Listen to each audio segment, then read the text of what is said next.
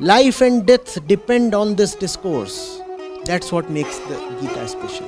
That's what is happening on the battlefield. Beautiful, breathtaking, real.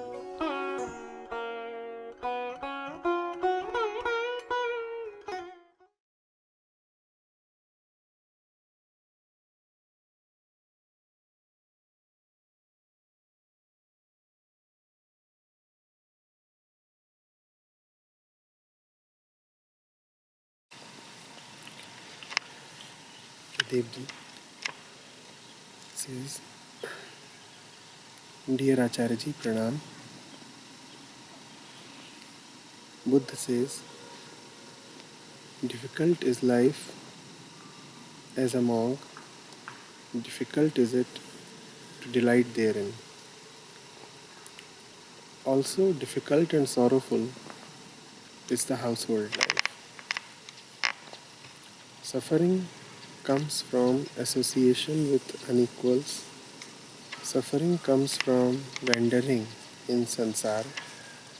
Therefore, be not an aimless wanderer. Be not a pursuer of suffering. Then he asks, who are these unequals? Are they accidental in one's life due to chance associations?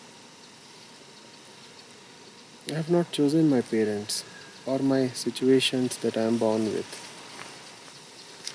I see some people born with a silver spoon and some struggling even for basic necessities, and that keeps them all the more busy in samsara.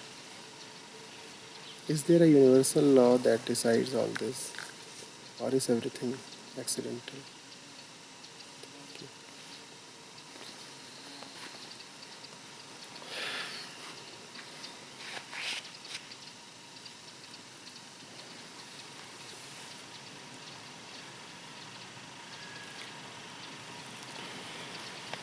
A few things to be repeated and noted. First, difficulty exists both ways.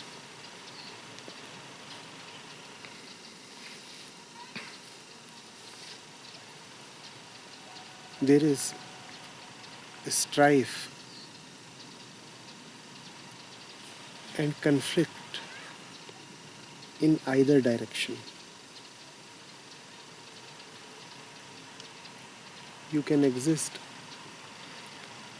as a sansari, as a householder, or you may exist as a renunciate, a monk, a sannyasi. Life is difficult in either case.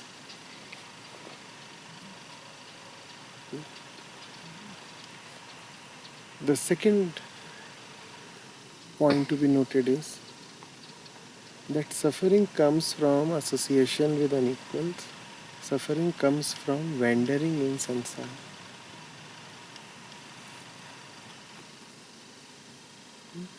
This is the diagnosis of suffering. And then there is the prognosis. Therefore, be not an aimless wanderer, be not a pursuer of suffering.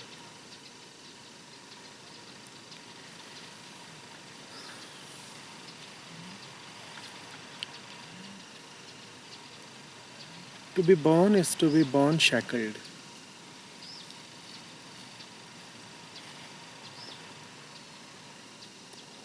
There are people and there are scriptures that say that it is one's highest fortune to take a human birth. They would say that it is rarely that one is born in the Manushya Yoni.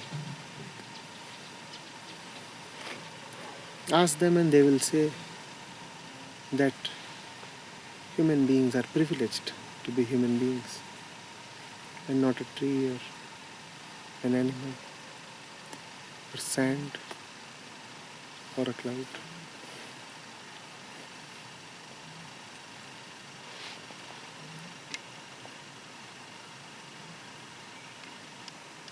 But look at the fact of the human life.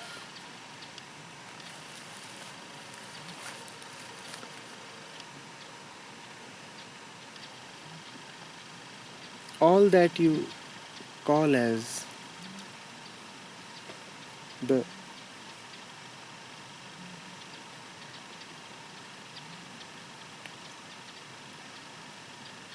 curse of life is something that you are born with.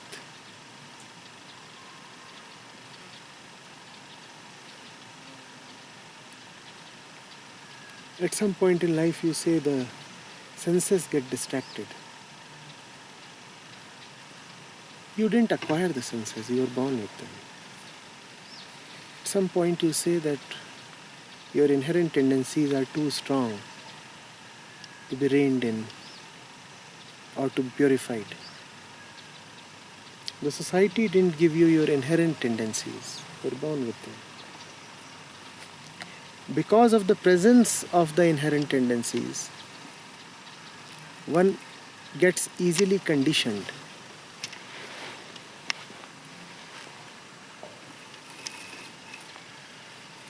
One says that one has been conditioned by his upbringing, education, family, society, all the influences. But those influences operate upon one only because, first of all, there is the pre-existing tendency to be conditioned.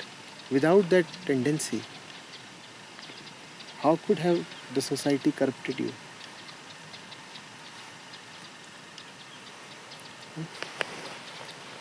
Had the hardware not been there,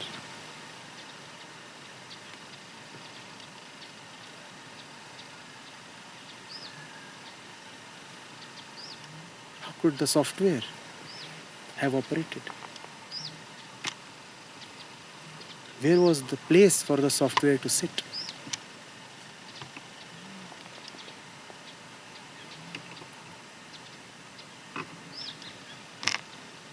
That's human life.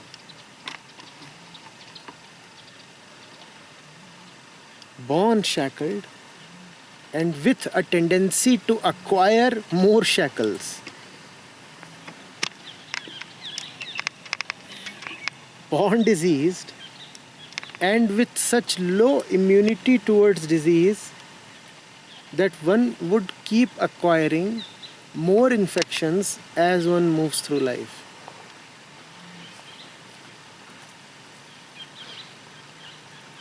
So suffering is inevitable. One does suffer and one would suffer.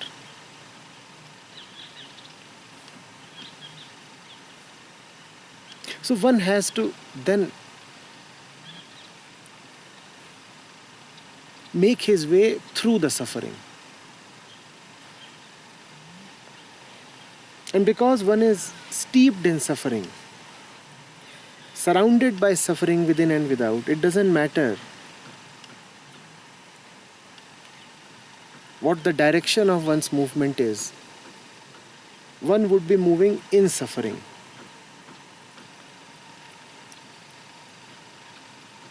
You are surrounded by darkness on all sides. It doesn't matter to which side you now move, you would be moving through the darkness. Your path, your breath, your mind, your steps would be covered in darkness.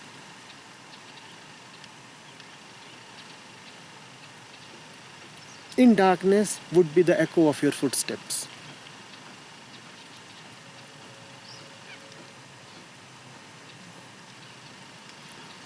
The question now is not about whether you are suffering or not.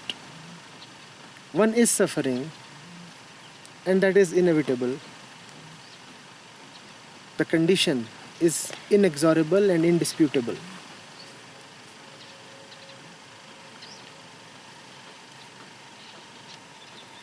one question still remains to be asked.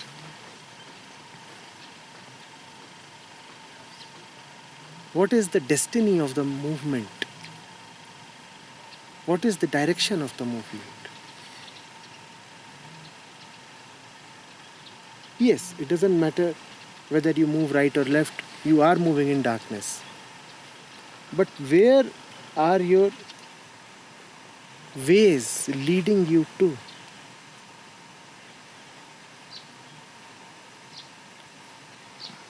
One is enclosed,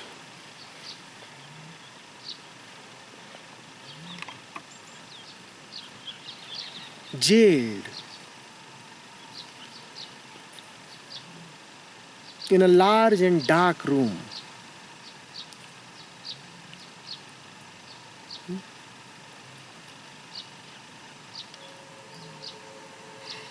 There is one fellow who moves in darkness but towards the exit. And there is another fellow who keeps circling in the darkness. The door is distant. The room is large. The door is far away. So large is the room.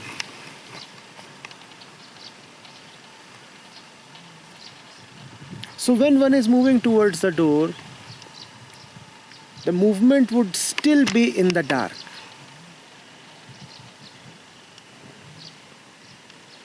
The fellow would be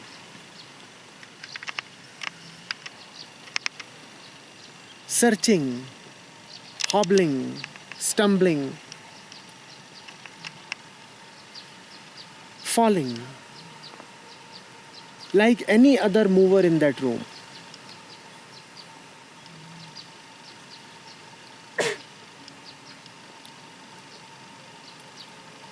Let's say there are two of them. One who is making his way towards the exit.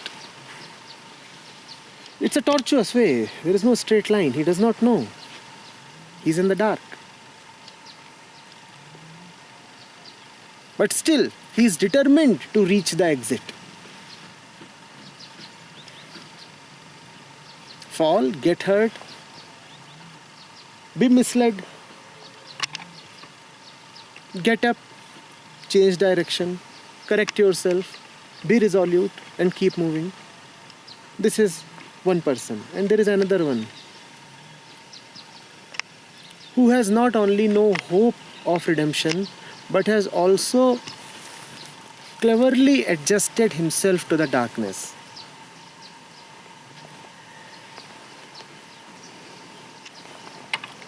If he does not like darkness at all, he says light and brightness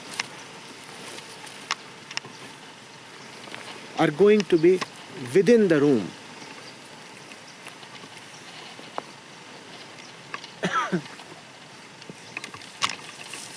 He has taught himself that light will suddenly emerge from some part of darkness magically. He keeps running inside that room.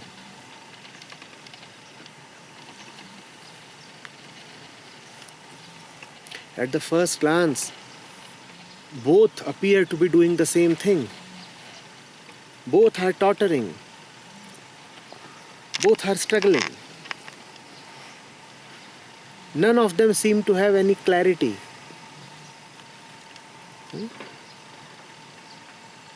Both appear equally blind.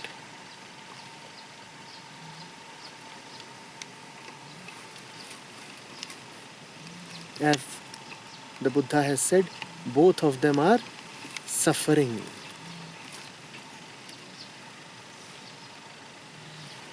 But the suffering of one would lead him to redemption.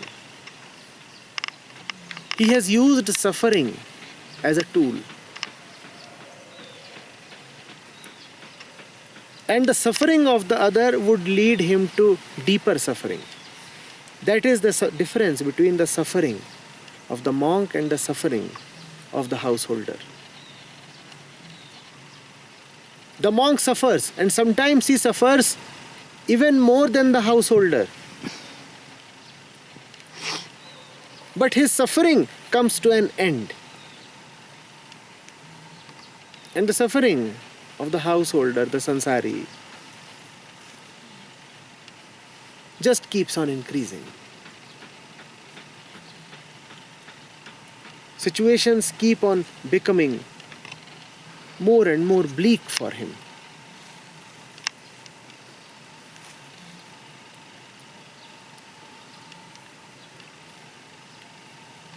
Suffer you will, but suffer rightly.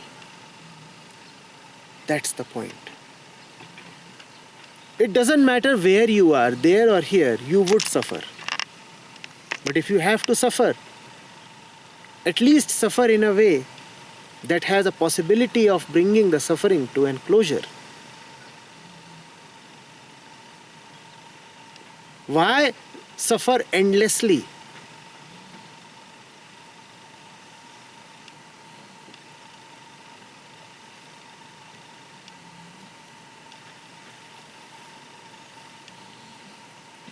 The householder looks at the wise sannyasi and says, what did he get by dropping all the stuff that we are mired in? We are at least enjoying and celebrating worldly privileges. This fellow has had the worst of both worlds. He does not consume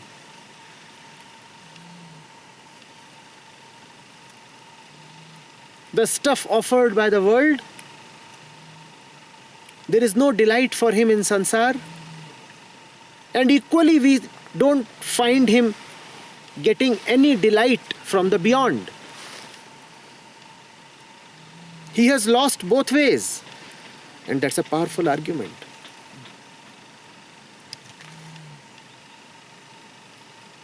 That prevents so many people from moving towards the truth. One says, if even the truth seeker is bound to suffer, then I would rather be a sansari. At least their suffering is accompanied by pleasure and excitement and festivity.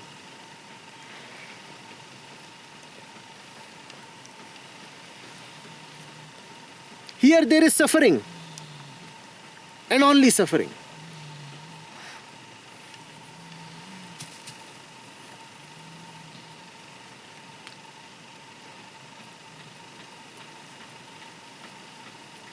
Don't be so myopic.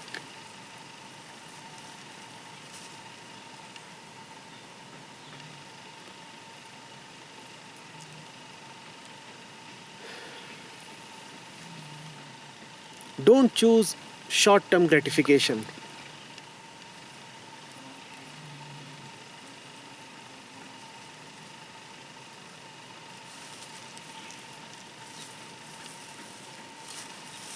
Choose the hard way out.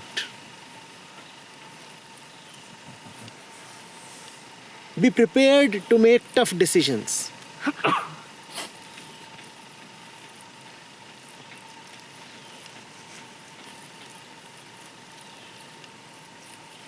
If your hands are in fetters, then they hurt, right? And if someone brings an axe and starts hitting at your chains in order to snap them, it hurts even more. Does it not?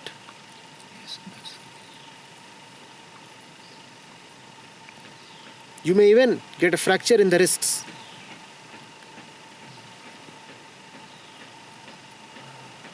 And you are tempted to say that you don't want any additional suffering. You say that the suffering of wearing the chain is a regular suffering, and you have adjusted to it, compromised with it.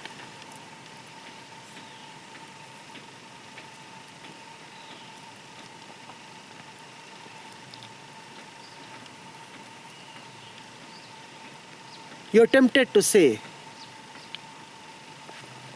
that in the name of liberation, why are you being given more pain?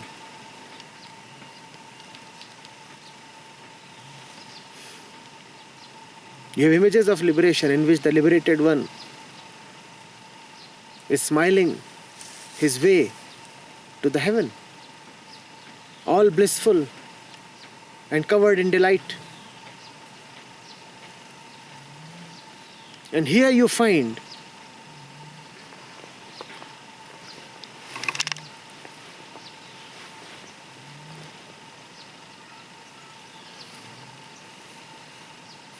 that life is tough.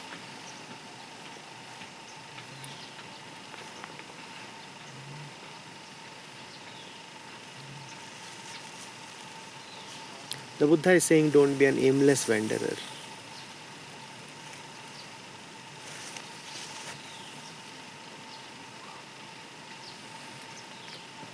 He's saying, don't keep circling within the room. Does a circle have any aim? Does a circular path reach anywhere? That's what the Buddha is saying.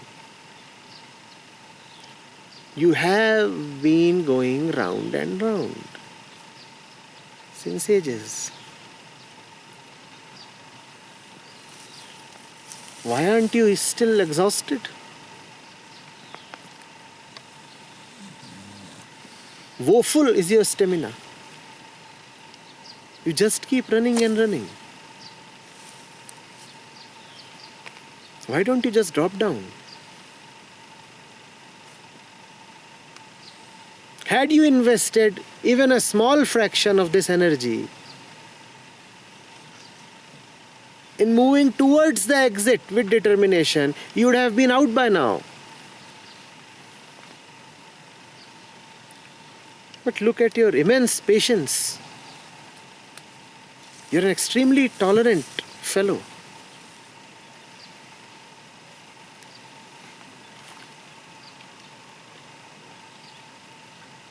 You have a penchant for coexisting with sheer stupidity.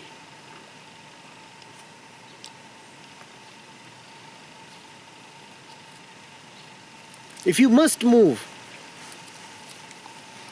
towards the truth.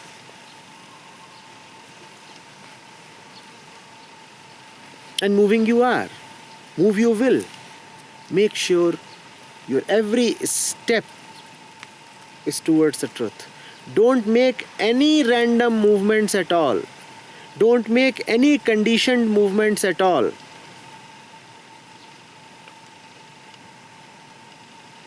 Pause. Breathe deeply.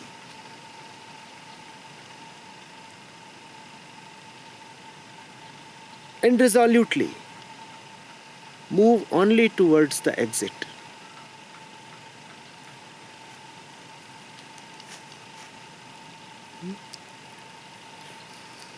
And the Buddha has talked of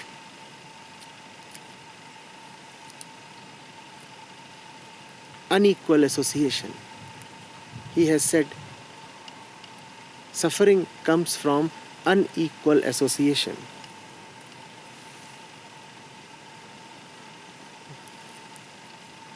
What is this unequal association? You will have to understand this.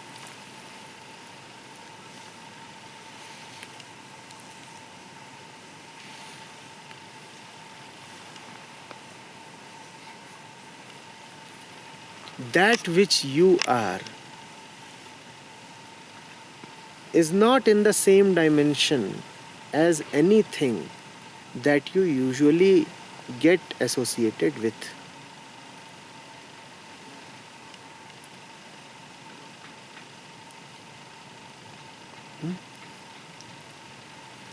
You say you are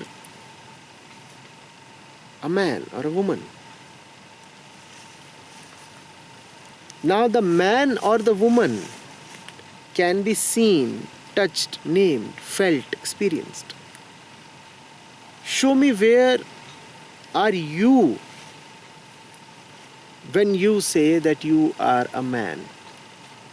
All that is visible and experienceable is the man. Where are you?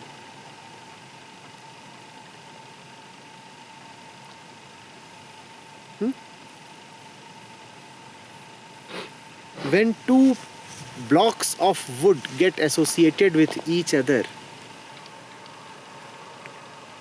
then both are visible, both can be touched, both can be delineated.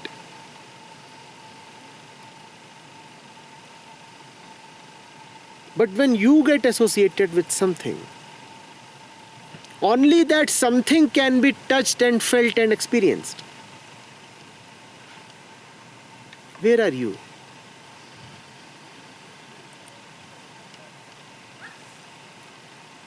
It's an unequal association.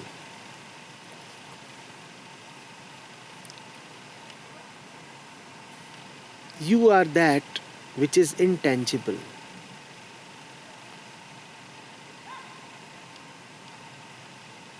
Beyond the domain of senses, mental activity. And everything that the mind actively perceives is what you get tangled with.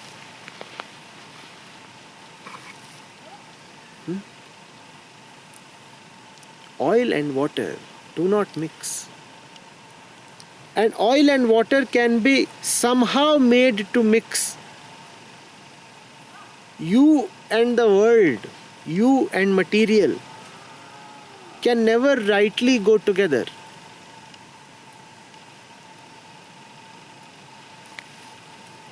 There is a dimensional difference.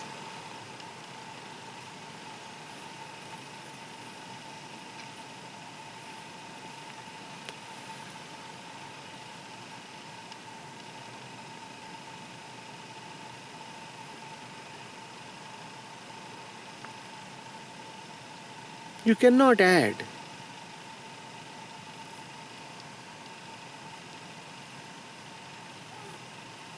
An integer to a complex number.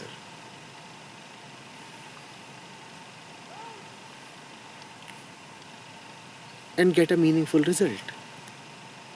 All you will get is an expression.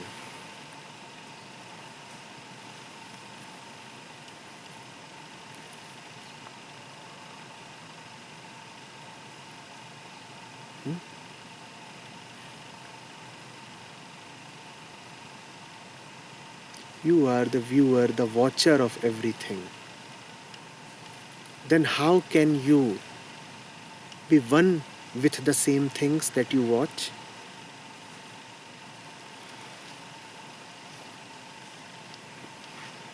How is it possible to be the witness and the participant at the same time? As they say, you can't have your cake and eat it too. You couldn't be watching the drama and participating in it at the same time. You couldn't be the audience and the player at the same time. Buddha is saying, when that association happens, then what you get is suffering. His words are, suffering comes from association with unequals. Suffering comes from wandering in samsara.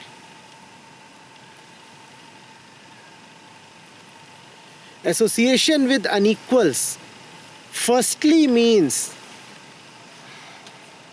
the I, the self, getting associated with the material. Seeking your identity in anything that is in the domain of mind. I am a wise man. I am the truth. I am the Atma. I am this concept. I am that feeling. I am the body. I am a nationality. I am a religion. I am an age. I am a mental situation. This is what he is calling as unequal association. It is not only an unequal association, it is an impossible association.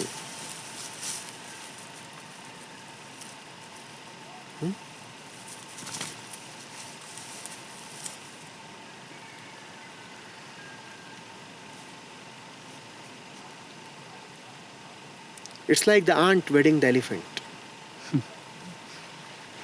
Even that might be somehow possible. But a man wedding material is not possible at all.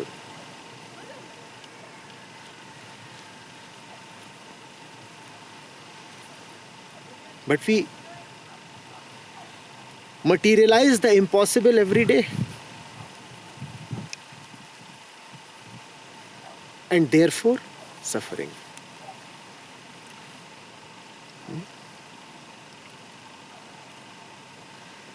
In more applied terms, what it means is that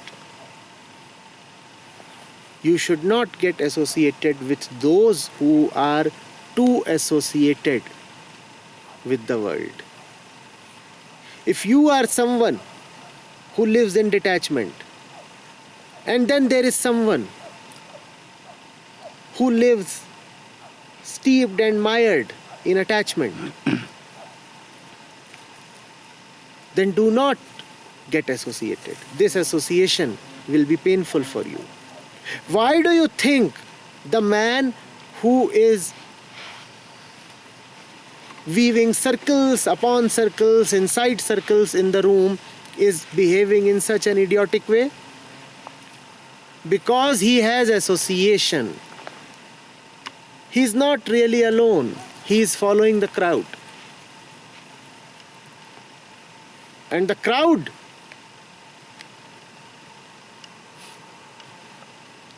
is going around in the circuit. Alone, nobody is so stupid. It is when you fall in association that you start losing the sharpness of your mind.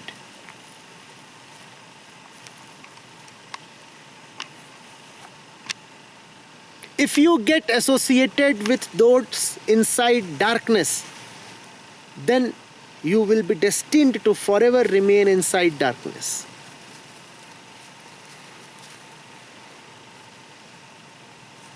Remember this. If you get associated with those inside darkness,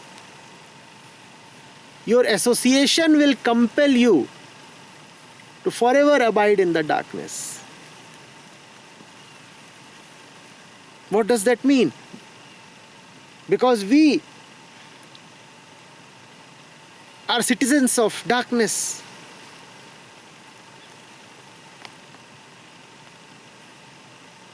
Should we bond with nobody? Should we mingle with nobody? Should we be friends with nobody? The answer is obvious. If you find that you are accidentally trapped in the dark province and you are seeking the exit to go to your country of light, then where should your friends be from? From the country of the light, right? Keep moving towards the gate.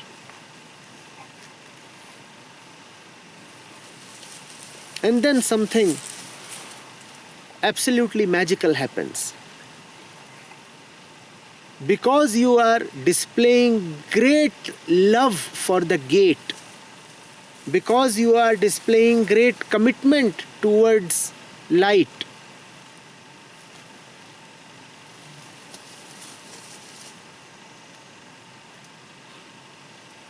then light returns the same love.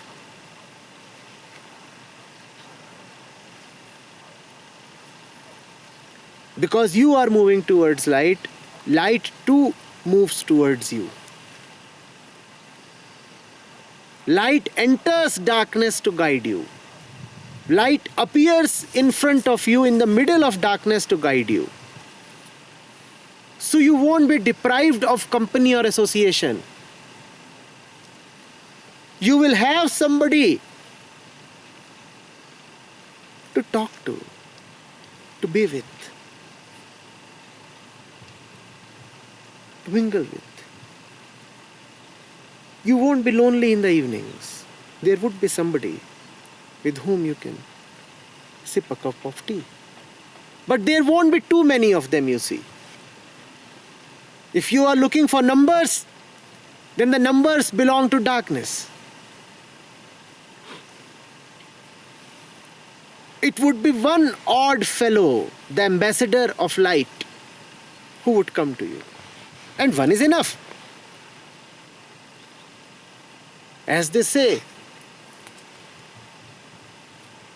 there are herds of sheep and lions. They aren't found in big numbers. You usually find them walking. Not alone, regally alone, royally alone.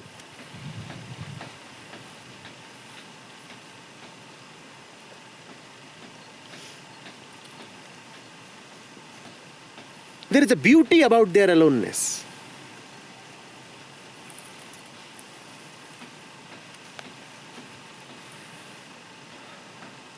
And that would be your reward. If you ignore the crowds, you will get to be associated with the one regal lion, the messenger of light.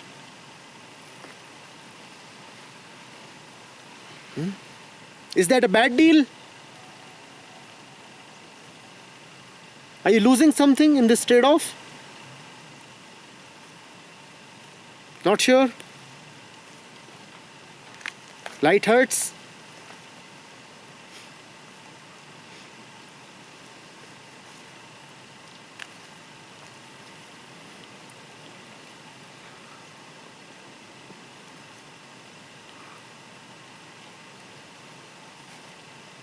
The one from light would be in some sense your private companion. Because he comes to you where you are, he too comes in the garb of darkness. When others would look at him, they would say, "Oh, he is just like us, an ordinary human being." Only you would know that he is the answer of all your prayers, that he is special. To others, he is an ordinary resident of that room. The dark expanse. Only you would know that he has not just arbitrarily arrived.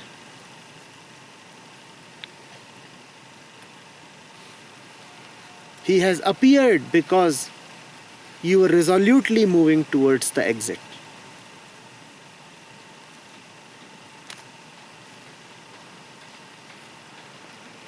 And because his appearance is contingent on your determination for the exit. The moment you lose your determination, you lose him too as well.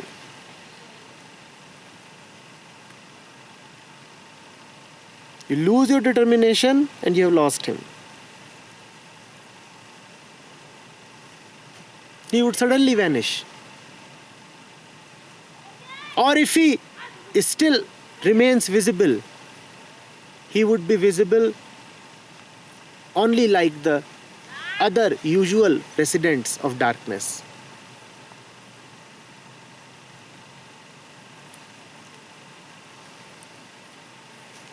His touch is gone.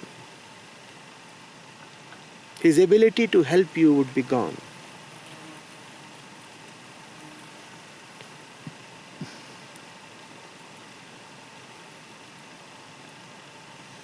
Associating rightly with others is dependent on whether you are firstly rightly associating with yourself.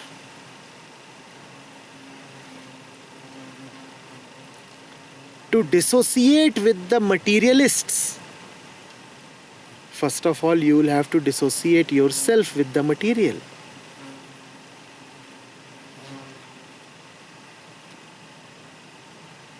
To do away with samsara, you will firstly have to do away with the samsari within you.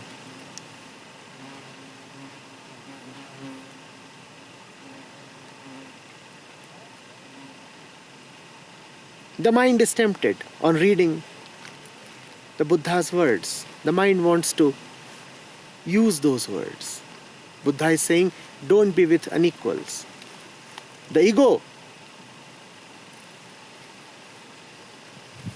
latches on, finds hope. The ego has anyway always seen itself as a superior and the others as inferior. And now the Buddha is vindicating. The Buddha is saying, don't be with unequals. And the Buddha is, and the ego says, yes, right. Given the greatness that I am, nobody is equal to me. That's what the Buddha is saying. It's so easy to misread the Buddha.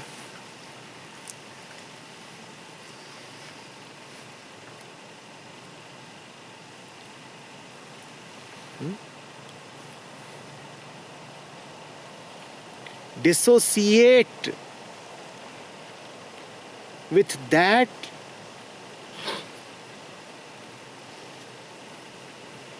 which you have taken yourself to be. That's the message of the Buddha.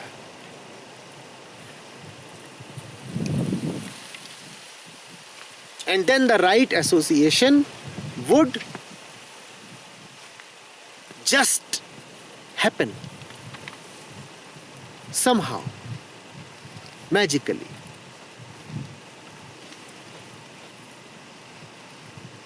Right things do not happen to wrong people. First be the right man, and then the right things will happen to you.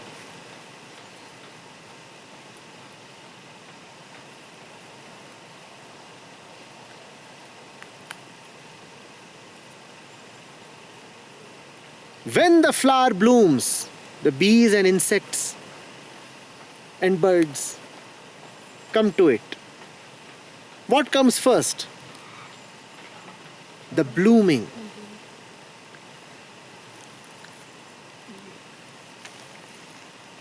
The bees and the insects don't go to piles of dust or rubbish, do they?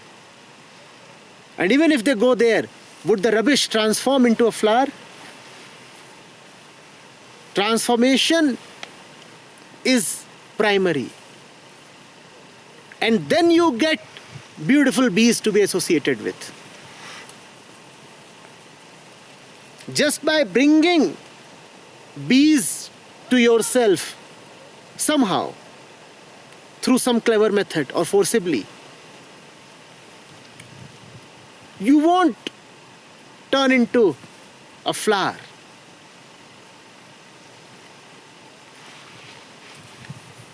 Rubbish is rubbish, even if bees are sitting on it.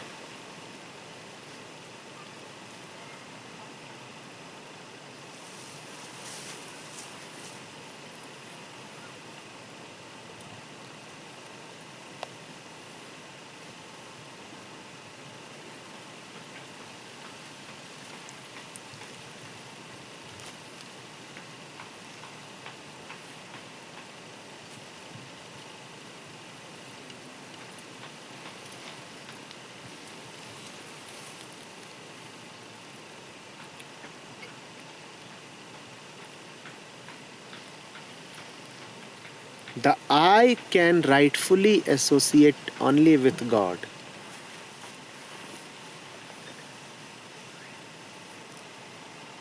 You will find peace only in association with the truth.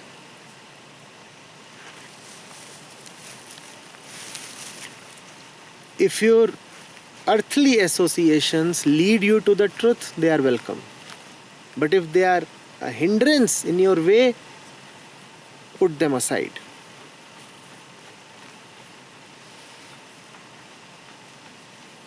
Putting them aside will give you suffering. But dragging them along too is anyway giving you suffering. Choose the right suffering.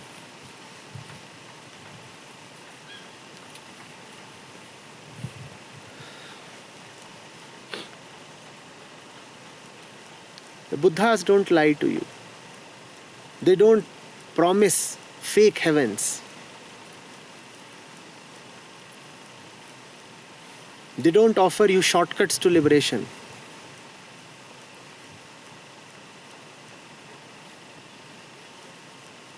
There are no quick delights. You are carrying the burden of millennia of evolution. Unburdening requires serious effort.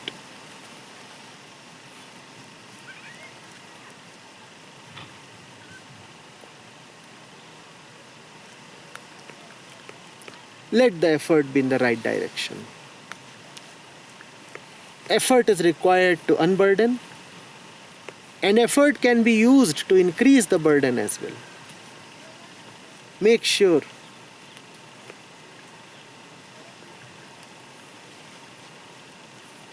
that you are applying right effort.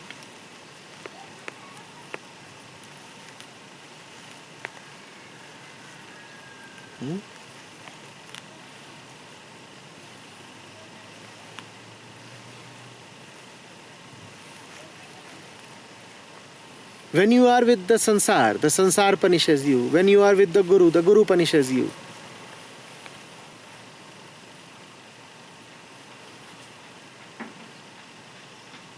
In both the cases, you are being spanked.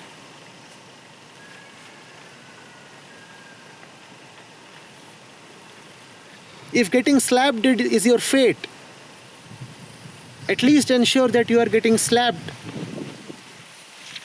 by the right one.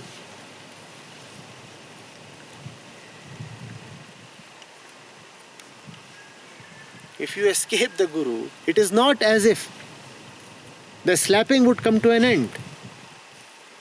It's just that now you would be beaten around by the crowds.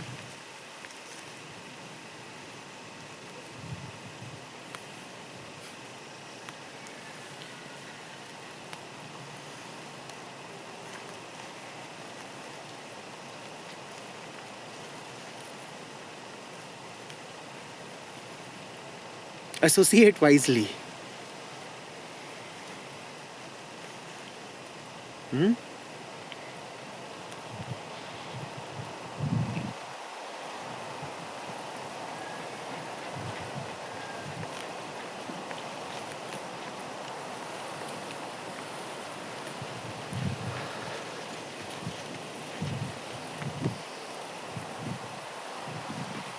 There is suffering when your wound oozes pus. There is suffering when the flies sit on your wounds and bite. And there is suffering when the doctor nurses and dresses your wounds. Choose the right suffering.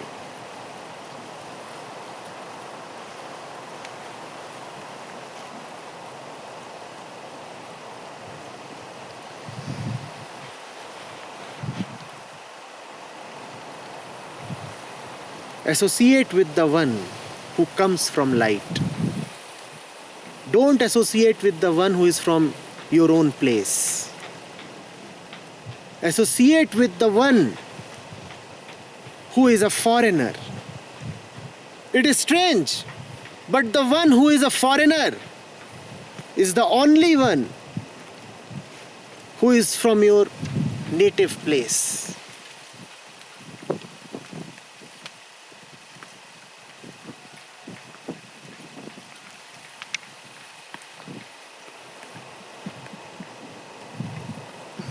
And the ones who appear to be your neighbors and companions, they are actually the ones with whom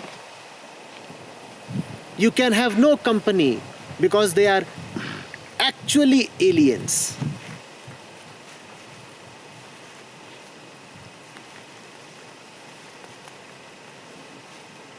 The distant one, the one far beyond, is yours. He is who you are. And the ones who appear proximate and near and dear are all strangers really.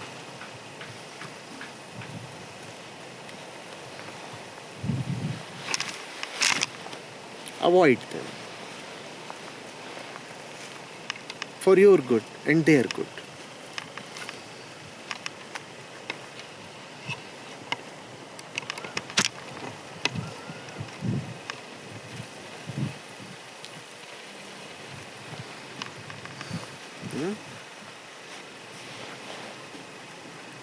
We talked of unequal not getting associated with the unequals, and you also said that you cannot be an audience and a player at the same time.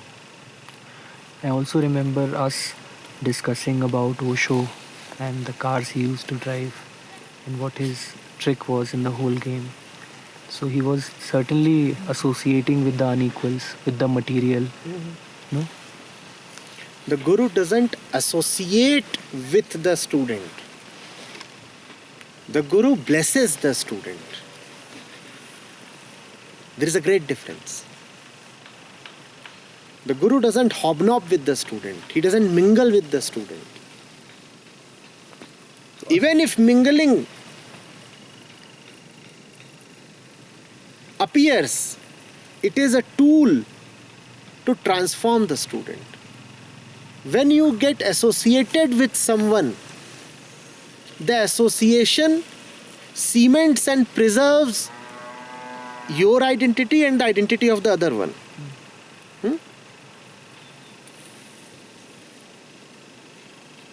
The man gets associated with the woman. Now the man is even more of a man, and the woman is even more of a woman.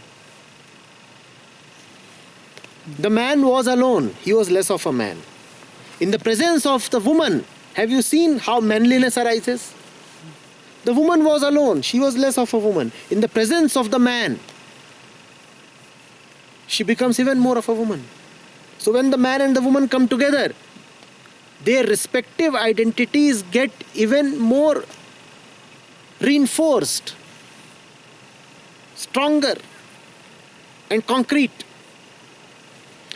When the guru is with the student, only one of them survives.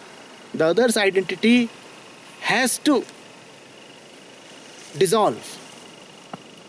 It's not as if both of them will be able to preserve their respective domains. The student is blessed. He is blessed into dissolution.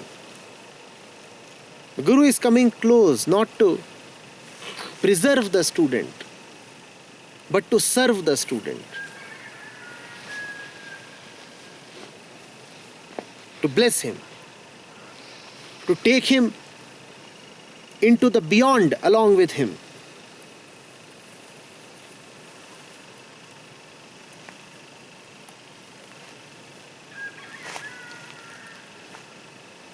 In fact, classically it has been forbidden to the guru to associate with the student.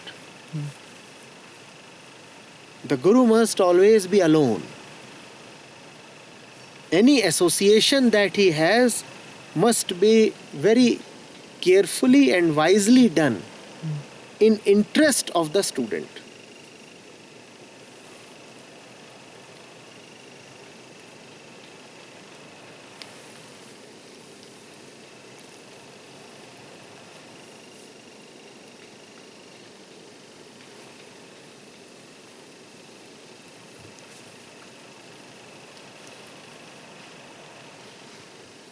So shall that be read as association is inevitable, but we must not indulge?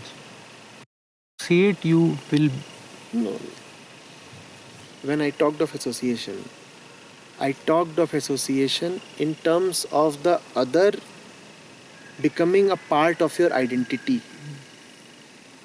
You describing yourself in terms of the associated object.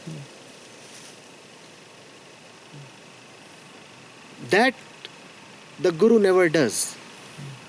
And if the Guru starts describing himself in terms of his associations or followers or students, then he is already corrupted. If the Guru says, I am the one with 10,000 followers, then he has associated with the student. Because the followers have now become a part of his identity. That he must never do. Superficial association is inevitable. He will sit with his people, talk with them, mingle, laugh, conversate. All these things are going to happen. But the student should never become a part of the identity of the teacher. The teacher must forever be alone. Only then can he help the student. Otherwise, he will become dependent on the student.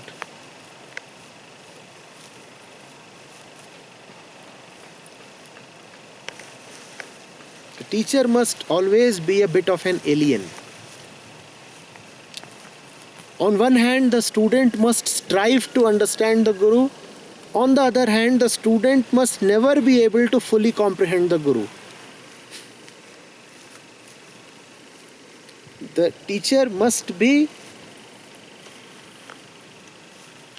coming from some other land.